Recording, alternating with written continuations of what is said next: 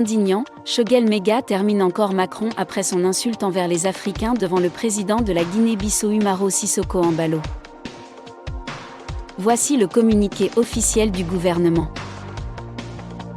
Gouvernement de la transition a appris avec une profonde indignation des propos tenus par le président de la République française Emmanuel Macron, lors de sa tournée en Guinée-Bissau, le 28 juillet 2022. En effet, au cours de sa conférence de presse, le chef de l'État français a réitéré des accusations erronées en affirmant que les autorités maliennes entretiennent des relations avec un groupe paramilitaire, sans jamais apporter de preuves, malgré les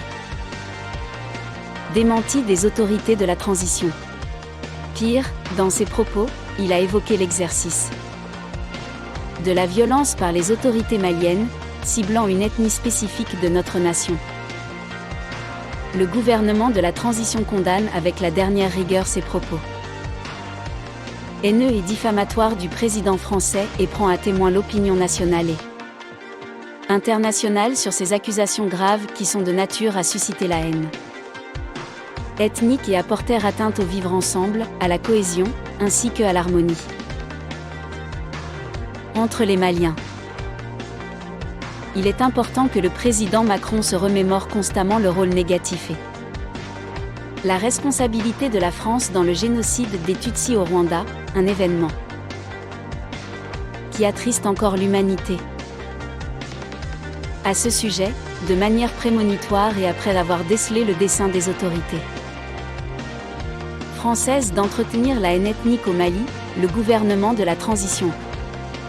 demandé, d'une part, à l'ambassadeur de France de quitter le territoire malien et, d'autre part, a suspendu les médias France 24 et Radio France Internationale se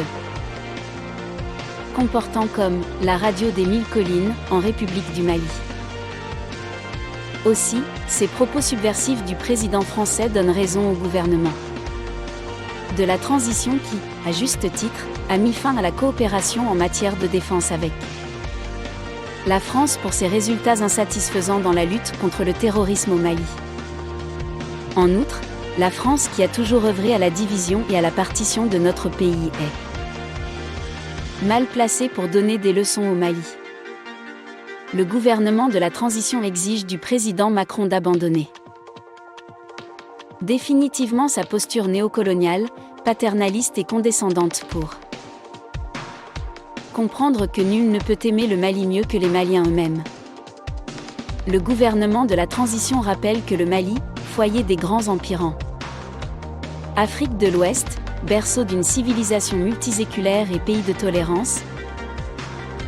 repose sur sa diversité ethnoculturelle, la bonne cohésion sociale entre toutes les ethnies et les communautés qui le composent. Force est de reconnaître que ces dernières années le tissu social a été dégradé, à cause des conflits communautaires qui sont instrumentalisés par des groupes terroristes et leurs sponsors étatiques étrangers. Le gouvernement de la transition rappelle que le renforcement de la cohésion sociale demeure l'un de ses objectifs prioritaires non négociables et ne ménagera aucun effort pour réussir cette mission. Il convient enfin de rappeler avec force que nos vaillantes forces de défense et de sécurité qui sont multiethniques, professionnelles, républicaines et résolument engagées, demeurent un rempart solide pour la défense de la patrie, la préservation et la protection de l'ensemble de nos concitoyens dans leur diversité ethnique et religieuse. Que Dieu bénisse le Mali et protège les Maliens.